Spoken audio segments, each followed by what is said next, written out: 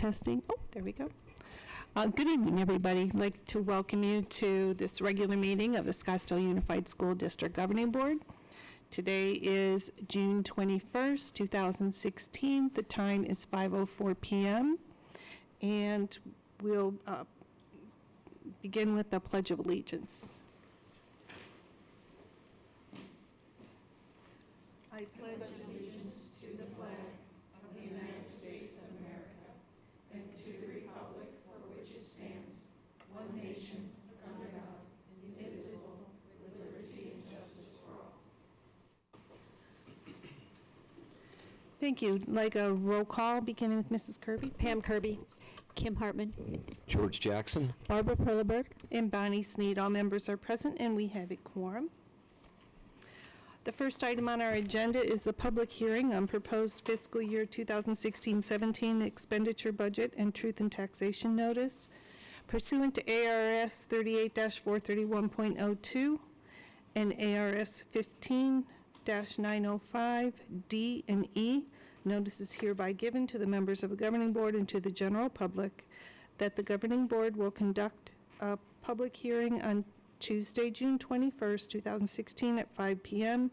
in the boardroom at Coronado High School, 7501 East Virginia Avenue, Scottsdale, regarding adoption of the proposed fiscal year 2016-17 expenditure budget. At this time, we'll take public comment. Do we have any cards, Sandra? Okay. Seeing none, then board action is required. Do we have a motion? Motion to adopt.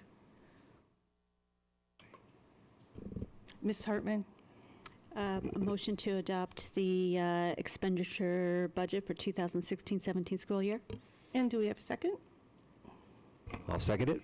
All those in favor, please indicate by saying aye. Aye. Aye. That motion passes 5-0. Thank you. Do we have to vote? Okay. So at this time, then, we'll have a motion to adjourn the public hearing. Can I have a second? Make a motion to adjourn the public hearing. Okay. I'll second. All those in favor indicate by saying aye. Aye. Aye. That motion passes 5-0. And we will call to order a regular meeting. First item on the agenda for that is approval of the agenda. Board action is required. Do we have a motion to approve the agenda? So moved. Thank you, Mrs. Kirby. I'll second. Thank you, Mrs. Perleberg. All those in favor, please indicate by saying aye. Aye. Aye. Aye. That motion passes 5-0. The next item on the agenda is student and staff recognition and celebrations. As it is summer, the only celebration we're going to do at this time is actually mention the fact that we have a lot of students in summer school, and that is a celebration. So just to let you know, first session of high school summer school has kicked off, and it kicked off on June 13th, and we have roughly 1,200 students signed up for online classes, and about 580 are actually putting in some time, seat time in the classroom. So there's still time to sign up for the second session and get in for the July 11th start time. So that's our celebration, is that kids are still in school.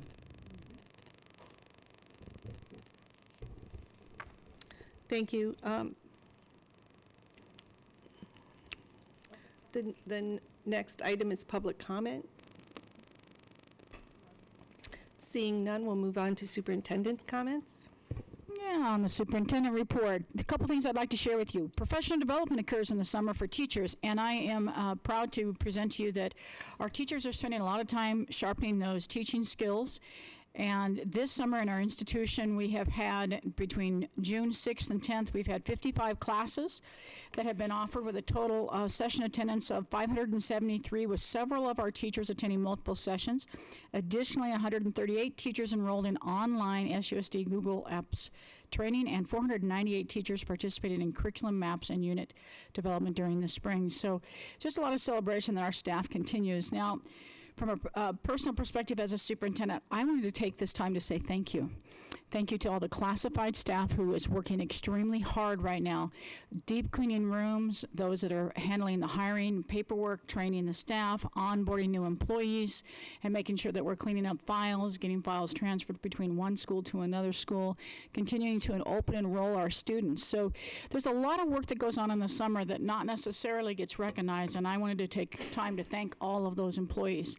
In addition, I want to thank all the administrators who have been busy hiring teachers and interviewing teachers and getting them onboarded as quickly as possible.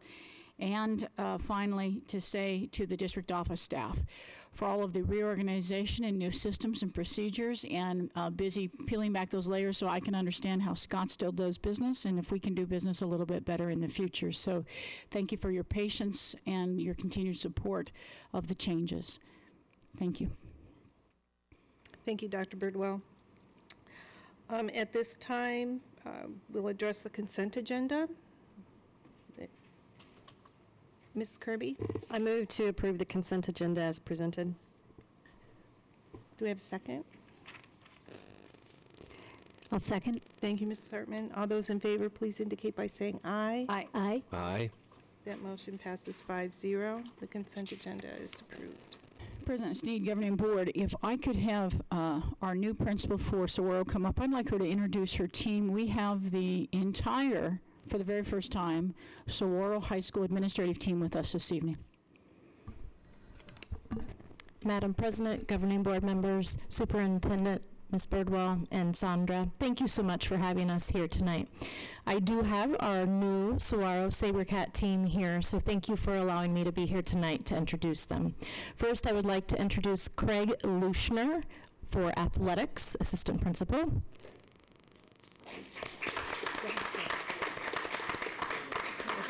Sarah Borella for Student Services, Assistant Principal.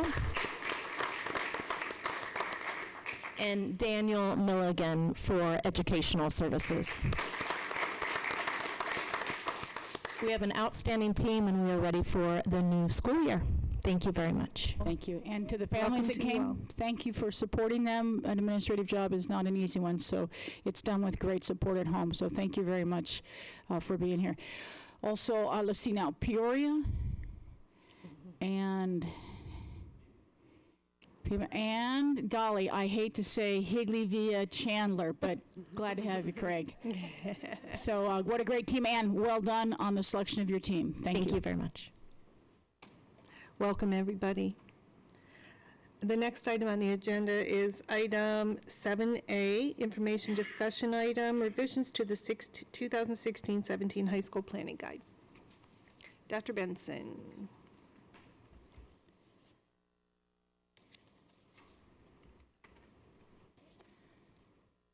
Maybe.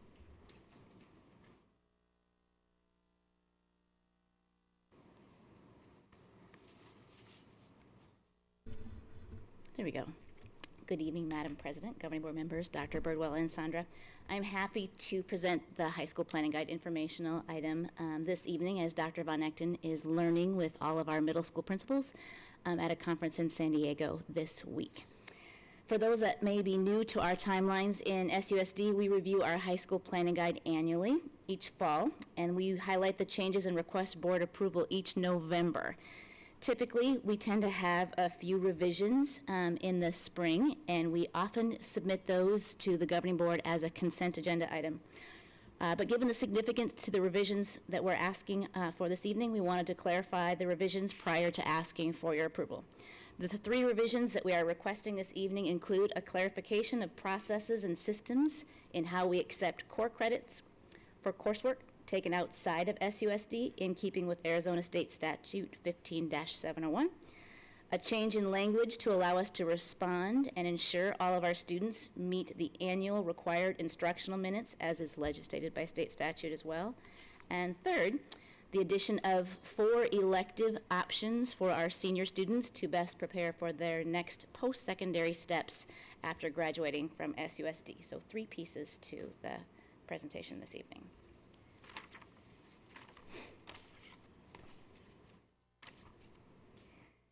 With respect to adopting or accepting transfer credits. The language that's on the slide in front of you is taken directly from the ADE.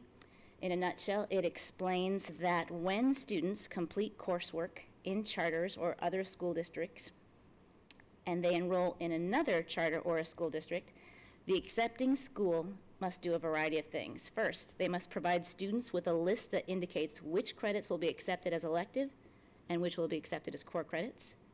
If the students then request an opportunity within 10 days after they receive this list, the accepting school district must allow students to take an exam to earn a credit for any course in which core credit has been denied. And third, if the students receive a passing score on the exam designed for that course, the school districts must accept that credit as a core credit for each of the courses that's been that the students took the exam for. So to ensure we're in keeping with that and compliant with this expectation, members of our high school planning guide committee, and that includes Dr. Von Echten, Dr. Thuman, who's been previously affiliated with e-learning, Dr. Whitmore from the World of Curriculum, our lead counselor, Sue Engel, Brian Parks from CIMAR. They've been having conversations with Dr. Sakos, who's taking over e-learning, and Ariane Cleverly, and myself, and they recommend the following language on the slide before you as a revision to the high school planning guide. Courses are accepted as elective credit only unless a request is made by the parent student within 10 days following receipt of a transfer credit evaluation form. Students may request to take an end-of-course semester exam in core courses required for graduation: math, language arts, reading, social studies, science, and world languages. Upon demonstrating minimum competency at 70% on the exam, core credit may be granted. The credit evaluation exam may be taken just one time. So we've established the systems, communication brochure, and an online transfer credit form to allow this process to be as seamless as possible for our students, teachers, counselors, and registrars moving forward. That's part one. The second revision requested this evening directly connects with the recent revisions to the governing board policy that have been requested by our SUSD legal counsel, Michelle Marshall, and you just approved them in the consent agenda item, as those pertain to the student schedules and course loads.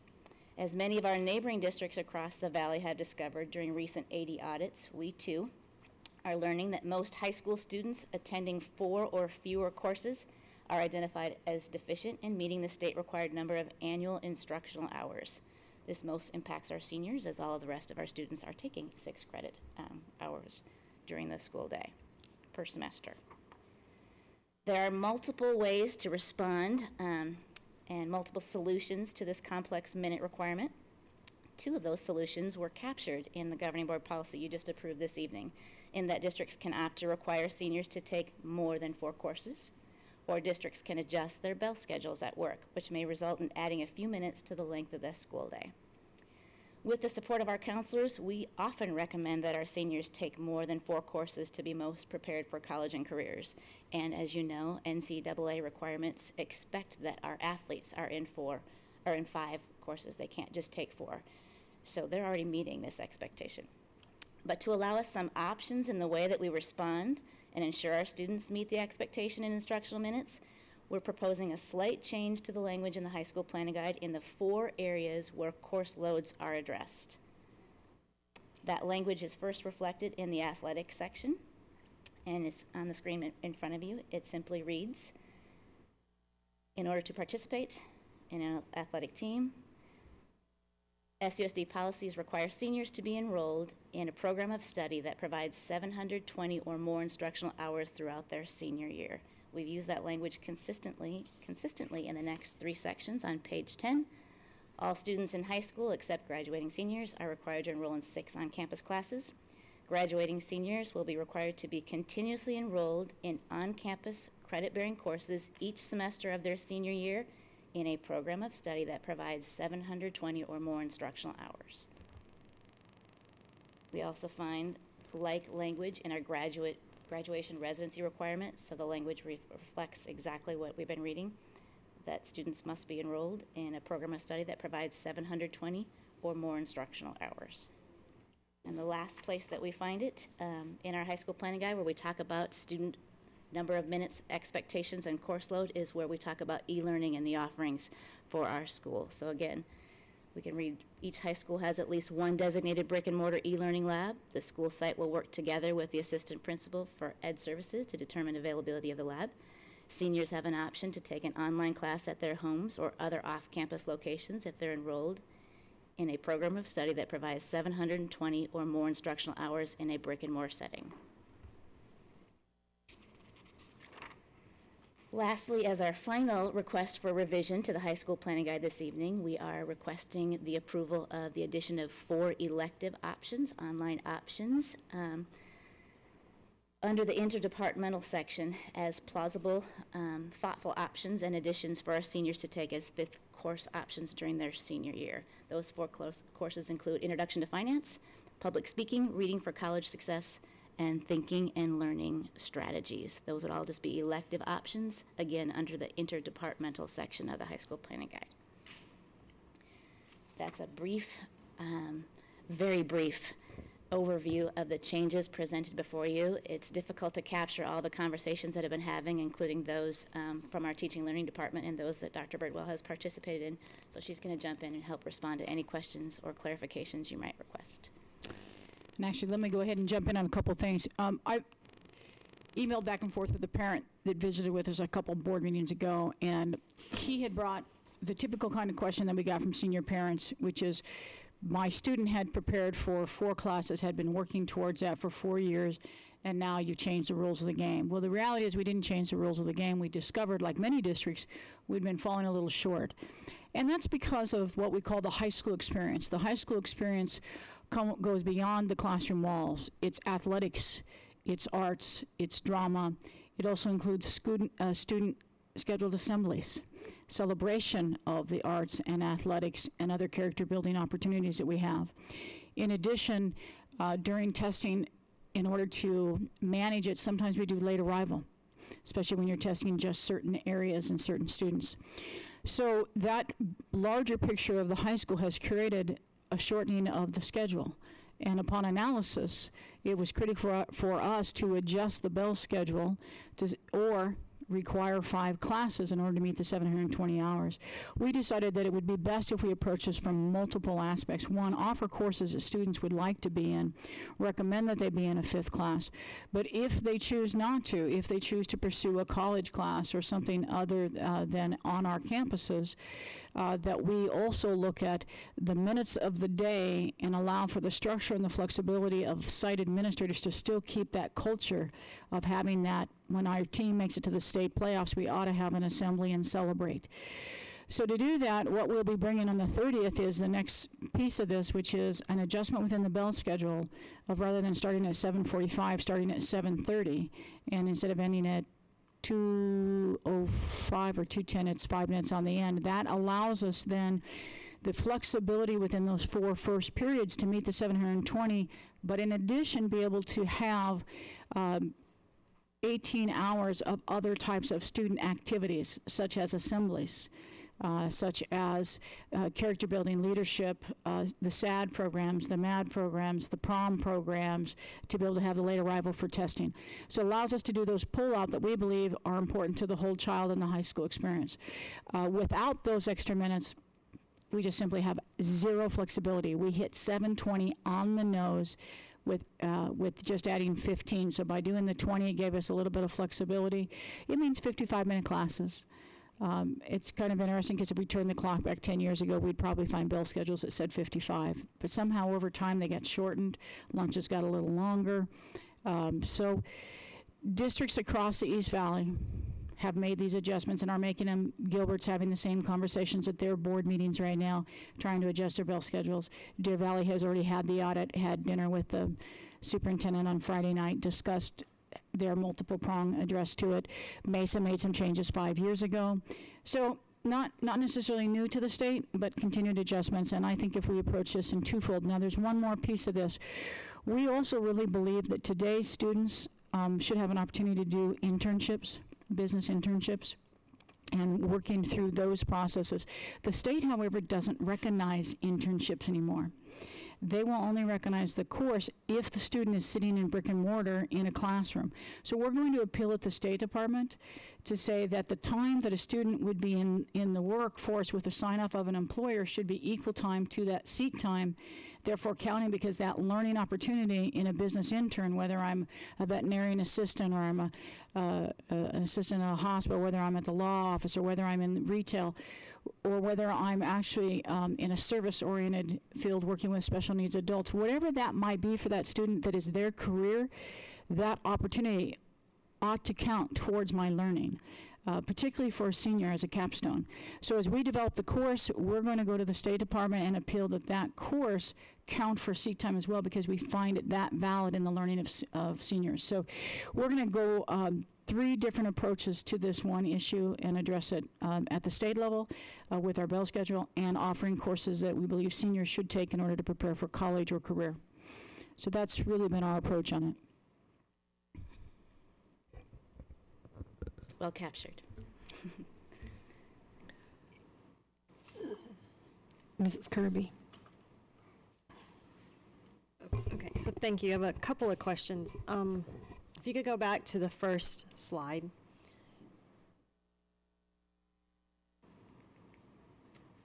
Not all the way that far back. Kind of go slow. It's the one that where you talk about the athletics. Maybe it's the next one. Okay, that's a couple down. That one. That one, go Yeah. back one. Okay, so as you were talking through this, I got confused, because are we saying that if a student is coming with courses from an out-of-district online provider, that the first paragraph applies?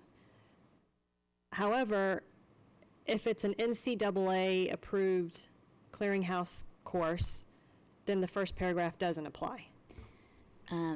Madam President, Board Member Kirby, great question. I appreciate you allowing us the opportunity to clarify. Our online e-learning program is accredited by NCAA. So our students in SUSD know if they take an online credit from us, there will be no hiccups when they go to play.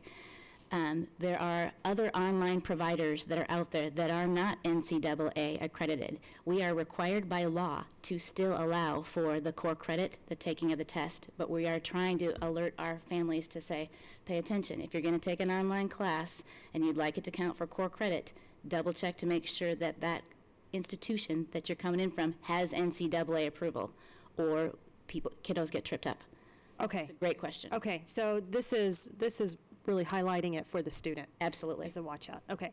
And then the next question I had was on, and this is one of those silly questions. I feel like it's kind of like, how do you take PE online? But how does one take public speaking online? You know, I have not explored that. In a room full of educators today, we all said the same thing. I can address how people take PE online in that it No, is I know that. My daughter did that. robust in the expectations beyond that. So my guess is that while there's interaction going on with the teacher, because that's part of the reason our e-learning courses are approved by NCAA, it's about seat time and interaction with that teacher. So that's huge. There's an awful lot of expectations outside for PE, physical activity. So that's my guess, is there's going to be practicing outside of the public school. So I would imagine those that- 4 classes will be classes SUSD offers online, correct? Correct. Yes, and I would Our imagine that when teachers. you do your public speaking online, it's going to be recorded and someone has to watch it and grade it. Okay. And then one last question were to your comments, Dr. Birdwell, on the bell schedule. What considerations for transportation do we need to be cognizant of? You know, the high school issue is relatively easy to resolve because that's the first round of buses. It gets more complicated when we're in the middle of auditing all of the middle school bell schedules to make sure they meet the 1,000 hours that are required under state statute. So the first year, by moving school forward by 15 minutes and only 5 at the end, it affects nothing in transportation. We're working through the middle school one, and on the 30th, I'll talk through that piece, because those two need to be adjusted slightly. Mrs. Hartman. Thank you. Question. I'm not really sure how to frame this question. So I understand from the high school planning guide, we're kind of shaping, I guess, what the minimum is. Where do we address So, and that will achieve state graduation and, state university requirements. I'm assuming that. But there are institutions across the country that do require more in terms of, like, for example, I can only speak from one of my children, not both, but one was very proud that they had 5 years of English, math, science, and language. And that is a requirement in some universities. And maybe not that exact profile, but where do we communicate? There's the minimum, but there may be standards that are higher if your goals are beyond this minimum. Another great question, Board Member Hartman. We, for those that may not know the historical context of SUSD, we went down the road of a tiered diploma system years ago, back when I was a teaching and learning coach here and not working for the district office.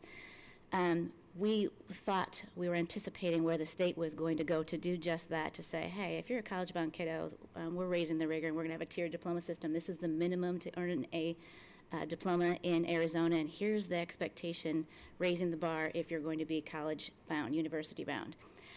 The state did not go that direction, and so there were challenges. When you any district makes an expectation outside of what state expectations for a diploma are, that often gets challenged. And so we do an awful lot with our counselors to recommend and work with our college-bound kiddos to say, hey, you are so well received and so better prepared when you take more of this depending on your interests, especially languages, math, science, depending on the interests of the kiddo. So we do that from a counselor standpoint, but haven't mandated in the high school planning guide for years a differentiated diploma system for earning more credits based on a college-bound kid. I think that is twofold. There is always the night where we have the curriculum night with parents at the high schools, and I'm not going to use the right term that Scottsdale might use, but where we invite the parents in and say, if you're college-bound, here are the things you need to know. Here's the financial package. Here's the application process. And the college career guidance centers do a lot of this, but here's what you really need to know, and every parent should know it, so that's why I'm going to say it now online for us. But any college that you're looking at attending, you must look at their requirements for entrance because they all vary. You can't just take a standard high school diploma and say, it's the same for MIT versus Harvard versus Georgetown versus UCLA. Each entrance is slightly different. There are some standards such as 2 years of foreign language, and the state has addressed the minimum, but they have not addressed the higher set of standards that are looked at. And second to that, almost every university then allows for, on the backs of the parents, in other words, you're going to pay the tuition parent at that tuition cost to make up any deficit. And high school seniors find themselves, as they go on to college, that there are deficits that they have that they then have to pay tuition to get. So we, again, want to encourage parents to say, take all that you can while you're in high school, while it is free, rather than wait to pay the tuition when you get to college and have to pay the extra money for that extra level of language, or that extra level of English, or the extra level, quite honestly, typically mathematics. Mm-hmm. May I ask a follow-up question? So I'm not suggesting a mandate nor a tiered structure. My question really is, if there are expectations, depending on the path a student takes, would it behoove us, and I'm not sure the high school planning guide's the place, but we're having the conversation now, so this is what brings it up. Is there an appropriate place to actually have that documented? Because if it's the responsibility of the counselors or attending, a college back to school night, that seems, kind of luck of the draw if you get the information. Mm-hmm. Madam President, Board Member Hartman, it is in the high school planning guide repetitively. We encourage and recommend that students check with the institutions that they are excited about and want to enroll in to make sure early on that they are in keeping with the expectations from that institution. So that is in our record-keeping guidelines section within the high school planning guide. But it's also championed by the college and career counselors and our regular counselors as well. Great question. But a great piece to continue to look at and do a better and better job all the time. I just don't think we can ever do enough in this area to help parents get their student ready for college. And speaking for my goddaughter, I spent all year with her on applications for college, and I thought I knew a lot about college entrance. And it still stumped me a few times, so ever-changing. Thank you. Mrs. Perleberg? I'm not seeing your Yeah. light up. It's not, but I it's hear not you. lighting up. Thank you. So very simple clarification. I'm understanding that for our seniors to go from minimum of 4 to 5 classes is necessary on top of this extended bell schedule. Is that right? It's not one or the other. It is both. Is that correct? Well, we put a safeguard in. We think that first, to adjust the bell schedule allows for all of the other myriads of if we didn't adjust the bell schedule, then we're barely meeting the minutes, and you really then have to mandate a 5th class in order to receive full ADM. If we do the minutes plus encourage the 5th class, then we are for sure not going to lose any ADM and take care of that high school culture piece that students look for, that full experience that they have. Down the road, if the district was to say, you know what, we just think it's in best practices for seniors to take 5 classes, what I would recommend is that we do a phase-in starting with a freshman class and move forward so that the parent and the student knows when I get to be in the senior year, I'm going to be in 5 classes because it's in my best interest. We educate the parents, we educate the students. Shifting it at the end of your junior year for your senior year, we felt, let's create some latitude for the parents and the kids to be able to have some flexibility to adjust for what they had already planned. In some cases, students who had already planned spending a half a day over at a college, taking those college classes. So we wanted to try to capture both. Okay. Thank you. That provides that clarity. Mrs. Kirby?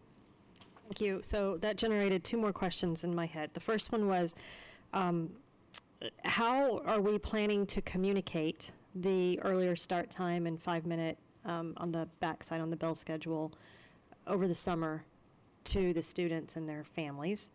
And then the second question, I guess it's more of a request. I would like to embark on that discussion about phasing in, starting with freshmen, a mandated 5th class. I don't want to let that go. With this, with the action that we take with this year's high school planning guide, I want to keep the momentum, and let's make a decision one way or the other. Maybe in the fall when we first get back, Yep, have that absolutely. conversation. Appreciate that. Let me answer the first one. Communicate. There'll be letters going home. There'll be the website. There'll be what I call arena scheduling, and you might have a better term for that. But when we welcome the students back to pick up schedules, and then of course any open houses that we have prior to school starting. But every opportunity we have, that new bell schedule gets out there. So we'll be communicate the adjustment. I got one quick question. Mr. Jackson? Dr. Birdwell, or Dr. Benson, so obviously this is going to impact not just seniors. Every student's going to have a longer day. So the classes are going to be longer for the sophomores? And, Yes. I mean, is that essentially? Yeah, but by 3 more minutes Okay, throughout the day. Okay. Each class 3 minutes longer. that was it. I was just kind of curious how it's going to impact. 20 minutes spread across 6 periods is a minimum adjustment to their day. More time in the classroom. Yeah. Thank you. Thank you. Appreciate it. Thank you. Love that. Next item on our agenda is item 8A, action item, approval of revision number 2 to fiscal year 2015-16 expenditure budget. Now, although the governing board has approved the budget, we still feel like for the public, we were going to give the presentation that you all saw in the work study. Is this the right one? Am I on the wrong agenda? Danny, isn't? Well, there we go. Sorry. Revision. Did you need to add anything to the revision? It's hard for us. I am totally off sequence. Tough change for the chair. Madam President, members of the board, the second revision is on here. Normally, we don't do any revisions after May 15th, but due to Prop 123 and the passage of Prop 123, we had to do a revision again to allow us to generate the budget capacity and then make the expenditures that we've spoken about earlier in the month. Ms. Hartman, did you have your lights on?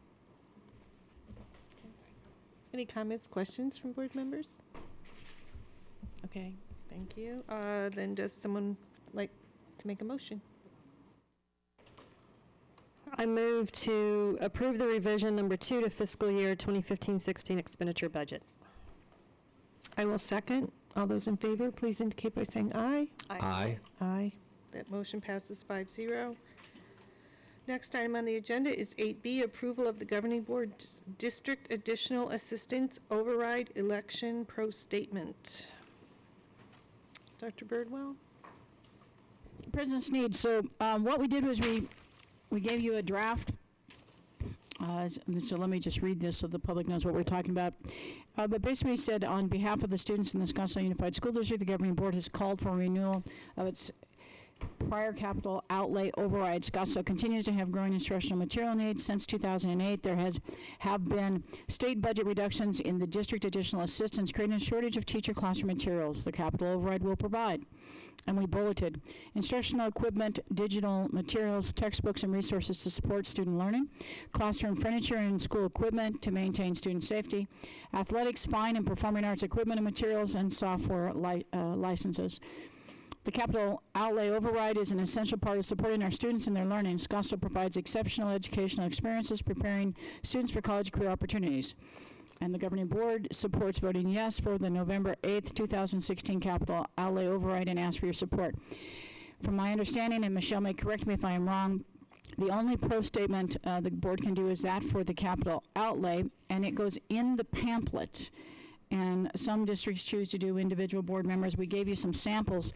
But what we wanted to do is, we just gave this to you as a starting place. We didn't want to speak for you. Sometimes it helps if you have a draft in front of you. And then if you could either direct us on some corrections and edits, some word pieces, or a format that you might like better than another. And as I said, I gave you some examples. So I think we have some examples from Deer Valley and Yuma and Peoria, and they are from older times, so they're from 2012-13. So certainly not a current one that I took from them, but those that were public documents.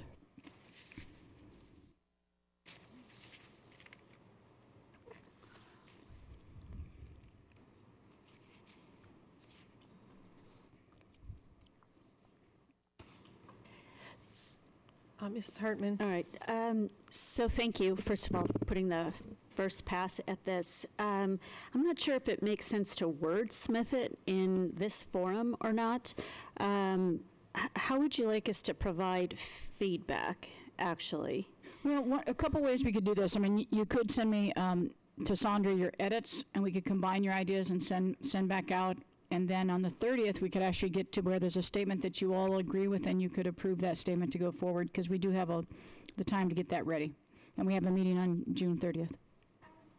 Okay, and then I think that may be a good proposed approach. Secondly, and this is for Ms. Marshall, I know we talked a little bit about this, but our pro statement is for the override versus the bond. In the examples we were looking at, there is a bond pro statement that was dated from November 5th, 2013.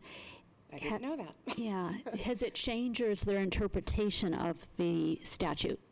That's a really good question. I didn't think it had changed, so I'm kind of surprised at that. I did not see that particular example. If I could take a look at that and get back with you on that question.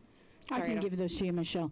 And so they came from other districts. So what our bond council told us was there was no pro statement on that. But let's double check that, because if there is, I think what the governing board would like me to do is draft both a bond and a capital. So if you could double check, because as I did my research, I found at least 2012, 2013, where there were statements on bonds. Which leads me to believe maybe it changed, because he was pretty adamant and it made sense to me from a legal perspective, but we will double check that and make sure that that's just for sure, because if you can. We don't want to miss an opportunity, sure but I think it changed, but if you could check with bond counsel on that. I'll do that. Yeah. Yep. say the majority are for bonds. Or for bonds. But I think there was a change in language, so if we could double check that. If not, we'll bring you back also a bond one, but I'm pretty sure that it changed. Okay. Okay. So can we set, would you like us to set a deadline as to when you want our edits in so that we have time to put it out? 30th is next, it's next Thursday already. Right. So maybe, By if you Tuesday? could by Tuesday send me some edits. I'll just send them now. Okay. And then we'll just get them done and send them back to you so that by Thursday we have a real solid draft that you could approve. Thank you. Thank you. And I'm going to, just that one suggestion that we talked about.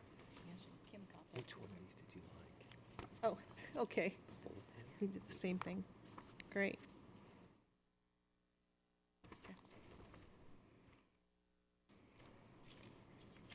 So we will consider that item tabled until the June 30th meeting. The next item is future items. Board members may propose topics for future consideration.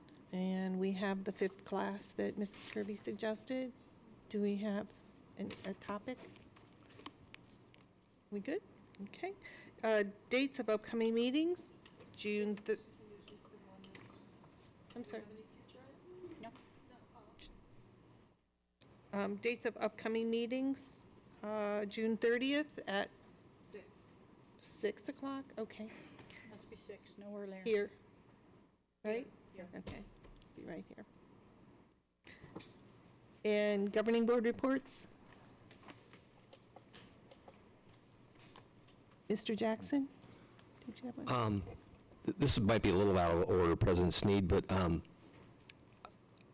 would it be possible, Ann, would it be possible for you to, I mean, we have a whole new team at Sora High School other than yourself, and I'm a parent of 2 Sabercats. I'd love to hear a little bit more about these folks. Can we do that for 3 minutes, just where they came from? And I'm sorry, I'm awfully curious. Well, Michelle, Yeah, just it's- make sure that I'm not out of line from legal counsel, because we didn't, Michelle? If a board member in his comments wants to hear something from someone, may they? This is supposed to be reports. I have the abbreviated agenda. I'm assuming that we have They them were approved this evening? approved this evening. Under consent. So Ann could talk about that tonight Yep. because it's on consent, or we can provide you with the information. So in Ann, another come on form. up and introduce your folks a little bit more. Impromptu test. Madam President, governing board members, Superintendent, Ms. Birdwell and Sandra, thank you. Craig Luschner is coming to us from Higley and then / Chandler. He's coming to us from Perry High School. He is a special education teacher. He is a math teacher, and he is actually the summer school principal for the district right now this summer. Sarah Barella is coming to us from Peoria. She is a specialist in curriculum and instruction there, loves data. That's something that we heard that we loved in her interview. But very well positioned to come in with our student services group and work in IPTs, special education, testing, which are all things that she has a background in. Daniel Milligan is coming to us from Horizon High School. He was a dean over there. He oversaw the 11th grade and did attendance for the entire school. He is a math teacher, and sorry, Sarah was English, sorry, make sure that we have really a very broad, we're hitting almost every single curriculum content here. Daniel has taught, let's see, math, econ, yeah, social studies, and science, and has I cannot tell you how outstanding when I called and did the reference checks on them, what their previous employers had to say about each one of them. Outstanding, top-notch individuals coming in with a love for data. Dan did so many great things over at Horizon High School. We are really looking at him to help grow our dual enrollment, which we have grown so much in the last couple of years. But that's a heavy area where Horizon has done just an outstanding job with, and we know that Dan's going to bring that to the table as well. So heavy in each curriculum content area, outstanding individuals, and your children are going to be very well taken care of by all of us. Thank you. You're welcome. Thank Appreciate you. it, thank you. You're welcome. Thank you. Ms. Hartman.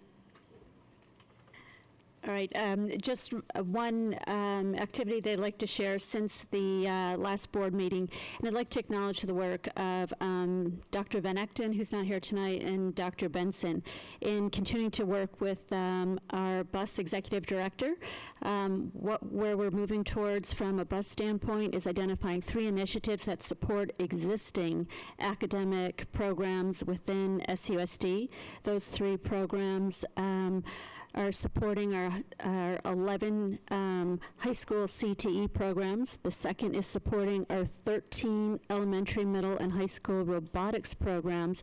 And the third is to support the middle school coding program. Those are still all works in progress. But by bringing that extra clarity in terms of district needs and pairing it with community and business resources, those are the goals that we'll be working over the summer. So thank you. Thank you, Mrs. Hartman. Mrs. Kirby? Thank you. En-ROADS is a national organization that serves the underserved high school and college students. And it's been around since the 70s, and it provides professional development for students and then subsequently matches them with corporate sponsors who provide paid internships in the STEAM fields. There are over 25,000 alum in the country, of which I am one. I'm also the founding member of Arizona College Links, which is geared for high school students. And I'm pleased to announce that on Saturday, this past Saturday, we kicked off the inaugural class of Arizona College Links high school students. We had 8 from Central High School with our friend John Biera, and we had 1 from Coronado High School. They will continue their professional development over the next 6 months. The next stop will be a day at Intel on August 5th, where they will have business cases, they'll have more professional development, and they will also have networking opportunities with Intel executives. So we're happy, and we'll be coming back to Scottsdale again in the fall to do more recruiting for our second class. So please look for that. On the second one. Mr. Jackson? I'm sorry to be so chatty. I'll be quick. Board Member Hartman and I met with a group, and Dr. Birdwell and Dr. Benson met with a group from the Scottsdale Charles. It's just kind of exciting. They're looking at potentially partnering with the school district for a much broader, deeper, big picture program, not different than any type of partnership they've ever had with SUSD. So we're excited to be trying to move forward with the Charles, which have been a long and loyal friend to our school district. So anyway, thank you. Thank you, Mr. Jackson. At this time, I'd like to make a motion to adjourn. I'll second. All those in favor? Aye. Motion passes 5-0. Thank you. Thank you, everybody.